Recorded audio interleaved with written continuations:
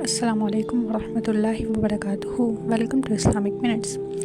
اگر آج آپ کو صرف 24 گھنٹے دیے جائیں اور کہا جائے کہ ان کے بعد آپ کی زندگی ختم ہو جائے گی، تو کیا آپ پھر بھی نماز میں دیر کریں گے؟ کیا پھر بھی ایک ویڈیو، ایک ریل یا ایک اور گیم یا صرف 5 منٹ اور سونے کو ترجیح دیں گے؟ حقیقت یہ ہے کہ ہم میں سے کسی کو بھی یہ یقین نہیں ہے کہ اگلی اذان سننے تک زندہ رہیں گے۔ پھر بھی جب اذان ہوتی ہے تو ہم کہتے ہیں بس 5 منٹ بعد یہ کام ختم کر لوں، یہ ویڈیو مکمل ہو جائے، کل سے پابندی شروع کروں گا۔ لیکن کیا آپ جانتے ہیں کہ شیطان انسان سے ہمیشہ نماز چھڑواتا نہیں، کبھی وہ صرف نماز کو مؤخر کرواتا ہے، اور یہی تاخیر آہستہ آہستہ انسان کے دل کو نماز سے دور کر دیتی ہے۔ آج ہم بات کریں گے ایک ایسے گناہ کے بارے میں جسے لوگ معمولی سمجھتے ہیں، لیکن جس کا تعلق براہ راست اللہ کے حق سے ہے۔ اللہ تعالیٰ نے انسان کو بے شمار نعمتیں عطا کی ہیں، لیکن ان میں سب سے قیمتی نعمت وقت ہے، جو ایک بار گزر جائے وہ کبھی واپس نہیں آتا۔ رسول اللہ صلی اللہ علیہ وسلم نے فرمایا، 2 نعمتیں ایسی ہیں جن میں بہت سے لوگ خسارے میں ہیں، صحت اور فراغت۔ ہم اکثر سمجھتے ہیں کہ ہمارے پاس بہت وقت ہے، لیکن حقیقت میں ہماری زندگی ہر گزرتے لمحے کم ہو رہی ہے۔ قیامت کے دن سب سے پہلے جس عمل کا حساب لیا جائے گا وہ نماز ہوگی۔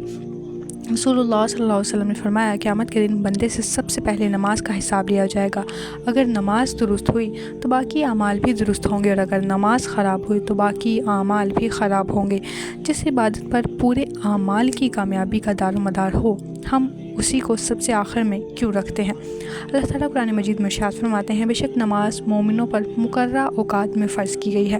اس آیت میں صرف نماز کا حکم نہیں بلکہ اس کے وقت کی بھی اہمیت بیان کی گئی ہے، یعنی نماز صرف پڑھ لینے کا نام نہیں بلکہ اسے اس کے مقررہ وقت میں ادا کرنا ضروری ہے۔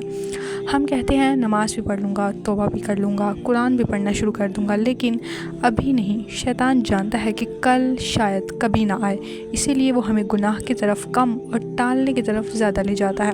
اللہ تعالیٰ قرآن مجید میں ارشاد فرماتے ہیں، پھر ان کے بعد ایسے لوگ آئے جنہوں نے نماز کو ضائع کر دیا اور خواہشات کے پیچھے چل پڑے، بس وہ عنقریب تباہی سے دوچار ہوں گے۔ مفسرین نے بیان کیا ہے کہ نماز ضائع کرنے میں اسے چھوڑ دینا بھی شامل ہے، اور اس کے وقت کو ضائع کرنا بھی، یعنی نماز کو مسلسل بلا عذر مؤخر کرنا بہت خطرناک عادت ہے۔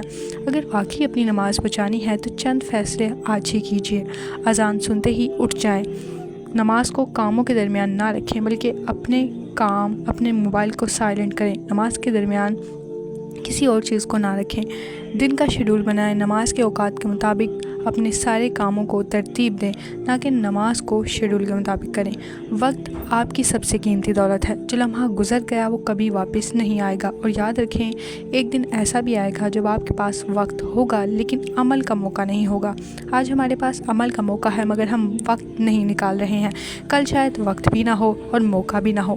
اگر آپ کی نمازیں مؤخر ہو رہی ہیں تو آج ہی اللہ سے سچی توبہ کریں۔